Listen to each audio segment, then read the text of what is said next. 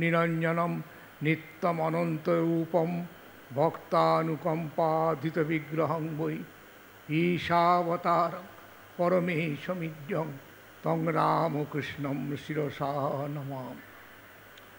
আজকে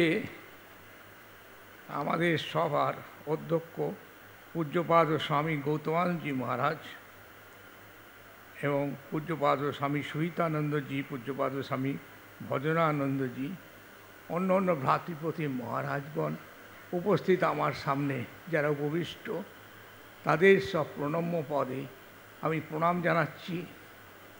এবং তার সঙ্গে সঙ্গে যে অনেক ভক্তরা এসেছেন, আমাদের অতি প্রিয় স্বামী স্মরণানন্দজি মহারাজের অন্তর্ধানের পরে তার সম্পর্কে কিছু কথা শুনবার জন্য। এটা খুবই স্বাভাবিক যে আমাদের মনে এই জিজ্ঞাসা জেগে থাকে, যে মানুষটা আমাদের কাছে এত নিকটে ছিল, কেউ খুবই নিকটে, কেউ হয়তো অতটা নয়, তা হলেও তার যে স্মৃতি, তিনি আমাদের কি দিয়ে গেছেন, আমাদের জন্য তিনি কি করেছেন, আমাদের তিনি কতটা ভালোবাসছেন, এসব কথা বারবার যখন আলোচনা আমরা করি, তখন আমাদের মনের মধ্যে একটা মন্থন ওঠে যে এই রকম সন্ন্যাসী যিনি আমাদের সঙ্গের সামনে একটা অবদান রেখে গেছেন, সে অবদান আমরা ভুলতে পারি না। এটি আমাদের জীবনে একটা দৃঢ় পদক্ষেপ। তিনি আমাদের কি শিক্ষা দিয়েছেন, আমরা কতটাই বা অধিকারী তার কাছ থেকে, যে নূতন কিছু, যে আমাদের নতুন কিছু শিখলাম বা জানলাম। আজকে যারা উপস্থিত আছেন, অধ্যক্ষ মহারাজগণ, অনেক সঙ্গের, অনেক সেন্টারের, এছাড়া পূজনীয় মাতাজিরা এবং ভক্তমণ্ডলী, অনেক ক্ষেত্রে অনেকভাবে কাজের ভেতর দিয়ে তার সঙ্গে দেখা সাক্ষাৎ, আলাপ আলোচনা, কত পরামর্শ, কত গল্প, কত কথা হয়েছে। এবং এই থেকে আমাদের সেই পার্সোনালিটি পূজ্যপাদ স্বামী স্মরণানন্দজি মহারাজের, তার যে ব্যক্তিত্ব আমাদের চোখের সামনে ফুটে উঠেছে, সেটা অনেকে অনেক রকমভাবে নির্ণয় করেছেন যে এরকম একজন মানুষ আমাদের ভালোবাসার পাত্র, আমাদেরকে তিনি কি অবদান দিয়ে গেছেন। আমরা খুব বেশি একটা কথা, বড় বড় কথা যদি বা বলি, তাহলেও সেটা ভাবি সেটাই কি সম্ভব। সন্ন্যাস জীবনের আদর্শ আত্মন মোক্ষার্থং জগদ্ধিতায় চ, জগৎহিত আমরা যা করলাম না করলাম আমরা সব খবর রাখি, নিজেদের দিকে তাকিয়ে, সঙ্গের দিকে তাকিয়ে, আমাদের যারা ভাইরা রয়েছেন, মাতাজিরা রয়েছেন, সকলের দিকে তাকিয়ে জগৎহিতের জন্য কি করলাম। এইবারে দ্বিতীয় প্রশ্ন, আত্মার মুক্তিটা কত দূরে আছে? আত্মার মোক্ষার্থম, স্বামীজি বলেছেন আত্মার মুক্তি, সেটা এখনো কি অনেক বাকি আছে? জগতের কল্যাণ করলেই কি আত্মার মুক্তি হয়? এই প্রশ্ন প্রত্যেক সাধু সন্ন্যাসী ভক্ত সকলের মনে জেগে ওঠে। সেই জন্য আমরা অনেক সময় শাস্ত্রে একটু ঘাঁটি, বইগুলো ঘেঁটে ঘেঁটে দেখি যে একটা মানুষ চলে গেলে তার কোথায় গতি হয়। এই কথা নিয়ে অনেক কথা অনেক জায়গায় উপনিষদে, গীতাতে বলেছে, এবং বলার পরে সেখানে নির্ণয় করে দিয়েছে আমাদের কি গতি হবে। কিন্তু সেই সবগুলো পড়ে, সেই সবগুলো জেনে আমরা ভাবি আমার নিজের কি গতি হবে, আরেকজন যে চলে গেল তার কি গতি হলো। এই রকম কি জগতের আমার পরিচিত যে সমস্ত মধুর ব্যক্তিত্ব, যাদের আমি ভালোবাসতাম, তাদের কি গতি হবে। এইটা যেন আমরা ইহজীবন নিয়ে সন্তুষ্ট নই, ইহকালের উপরে যে পরকাল আছে, সেই পরকালের খোঁজ আমরা রাখতে চাই। এই জন্য গীতাতে দুই রকম কথা বলা আছে, দুইটি পথ। একটি দেবযান মার্গ, একটি পিতৃযান মার্গ। তো সেই শ্লোকের মধ্যে রয়েছে একয়া যাত্ত না বৃত্তি অন্যয়া আবর্ততে পুনঃ।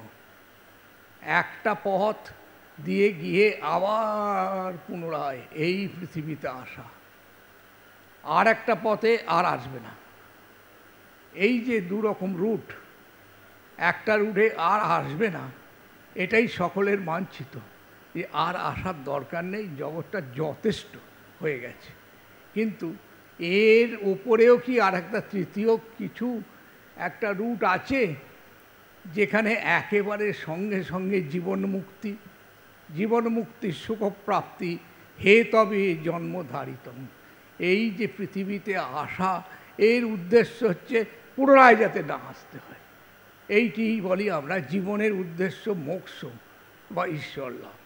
একজন মানুষের যে ব্যক্তিত্ব, তার সঙ্গে আসে, তার সান্নিধ্যে এসে তার যে জীবন দেখে আমরা এইটা বুঝতে পারি যে কোথায় নিয়ে যাবে তাকে, তার কিছু একটা অনুমান করি, যদি বা সেটা আমাদের পুরোপুরি জানা নেই, বোঝা নেই।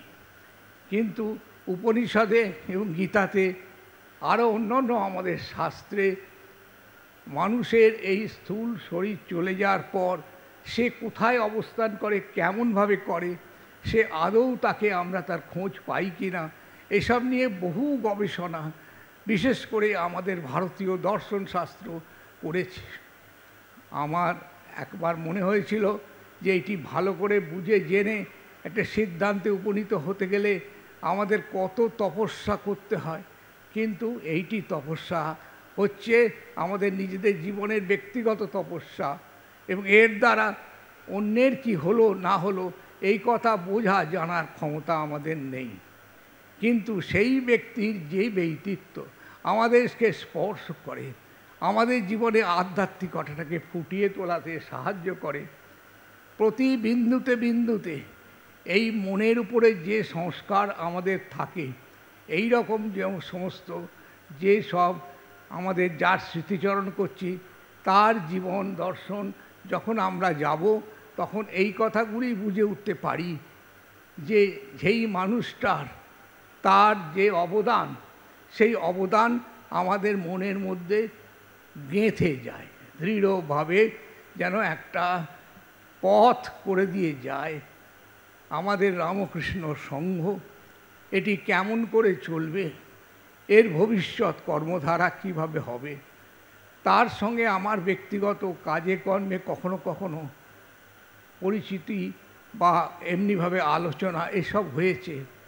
এসব ছাড়া আরও কত মহারাজ এখানে উপস্থিত আছেন, তার যারা সহকারী ছিলেন তাদের ভাষণ আপনারা শুনলেন, তারাও কত কিছু চিন্তা করেছেন, আলোচনা করেছেন, কত জটিল গুরুতর সমস্যা এসে কতবার ধাক্কা দিয়েছে এবং কত গভীর চিন্তা করেছেন।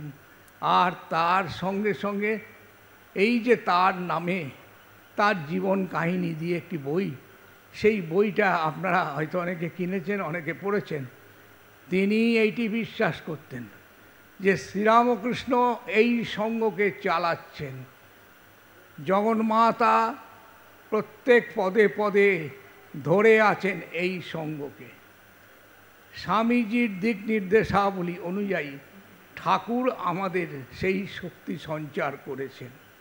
সেই জন্য যখন আমাদের কেউ কর্ণধার এই পৃথিবী থেকে স্থূল দেহ থেকে চলে যান, আমাদের জন্যে তিনি কি অবদান রেখে যান, তার যে অদ্ভুত অপূর্ব স্মৃতি যুগ যুগ ধরে আমরা সেইটা স্মরণ করি। আর তার সঙ্গে সঙ্গে এইটা মনে রাখতে হবে যে ঠাকুরের যে এত বড় ভাণ্ডার, এখানে কত তিনি পাঠিয়ে যাচ্ছেন ক্রমাগত।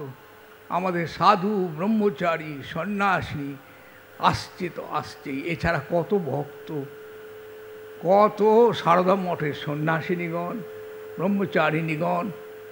এই যে ভাবধারা, এই ঠাকুরের ভাবধারা, তিনি এইটি বিশ্বাস করতেন যে এটি আমাদের মধ্যে এই সঙ্ঘের মধ্যে প্রভাবিত হতেই থাকবে। তিনি এখানে জয়েন করেছেন বম্বে আমাদের আশ্রমে। সমুদ্রানন্দ মহারাজ সেখানে অধ্যক্ষ ছিলেন। তারপরে অনেক বছর কেটে গেছে, উনি এসেছেন কলকাতার অদ্বৈত আশ্রমে। সেই সব দীর্ঘ জীবন, সেই সব নিয়ে আলোচনা করার সময় এখানে নেই। কলকাতার অদ্বৈত আশ্রম এবং মায়াবতী অদ্বৈত আশ্রম এই দুটোর সঙ্গে তিনি খুব ভালোভাবে জড়িত। এবং তারপরে তৃতীয় হচ্ছে, তিনি সারদাপীঠকে একটি নূতন রূপ দান করেছেন। এই সব অবদান আমরা যখন চিন্তা করি যে তিনি যখন এসেছেন ওই সব সেন্টারগুলোর কী অবস্থা ছিল। ম্যাড্রাস মঠের মন্দির তিনি তৈরি করে জন্যে একটুখানি খুব নিজে দৃঢ়বদ্ধ হয়ে চেষ্টা করে সেটিকে করেছেন। বিবেকানন্দ বিশ্ববিদ্যালয় সেটা যাতে এইখানে হয় সেই জন্য তার চিন্তা ছিল গভীরভাবে, এবং সেই বিষয়ে তিনি আমাদের কাছে কত পরামর্শ, আমাদের চিন্তা ভাবনাকে নতুন রূপ দিয়েছেন। আজকে সেইগুলি দেখতে পাচ্ছি তার কর্মের ফলস্বরূপ। তো এই জন্য আমাদের মনে রাখা দরকার যে এক একজন সন্ন্যাসী আমাদের সঙ্গে আসছেন এবং আমাদের সঙ্গকে কি দিয়ে যাচ্ছেন। শুধু দেওয়া নয়, তিনি নিজে আমাদের কি দিক নির্দেশ করেছে গেছেন সেইগুলো অবলম্বন করে আমরা ধীরে ধীরে এগুতে পারব। এই জন্য আমাদের মনে হয় যে যখন সাধারণ মানুষের কেউ আত্মীয় স্বজন পরিজন কেউ মারা গেল তো খুব শোক হয়, খুব দুঃখ হয়, কিছুদিন সেই দুঃখ থাকে, তারপরে আমরা সব ভুলে যাই। এই তো হচ্ছেই, এই পৃথিবীতে আবহমান কাল ধরে আসা যাওয়া লেগেই আছে। আমরা এটাকে অতিক্রম করতে কেমন করে পারব? সেই জন্য এইটি হচ্ছে মস্ত বড় কথা যে এই সমস্ত পুণ্যাত্মা যারা এই জীবনটা ঈশ্বর এর সন্নিধানে সমস্ত জীবনটাকে ব্যয়িত করেছেন, তাদের গতি কি হতে পারে এই কথা ভবিষ্যৎ, যে এই কথা শাস্ত্র বলে দিয়েছে, গীতা বলে দিয়েছে, উপনিষদ বলে দিয়েছে। আর আমাদের জগন্মাতা সারদা দেবী তিনি আমাদেরকে কত বড় আশ্বাস দিয়েছেন, যারা এসেছে, যারা আমার ছেলে, সকলের জন্যে আমার আশীর্বাদ রইল।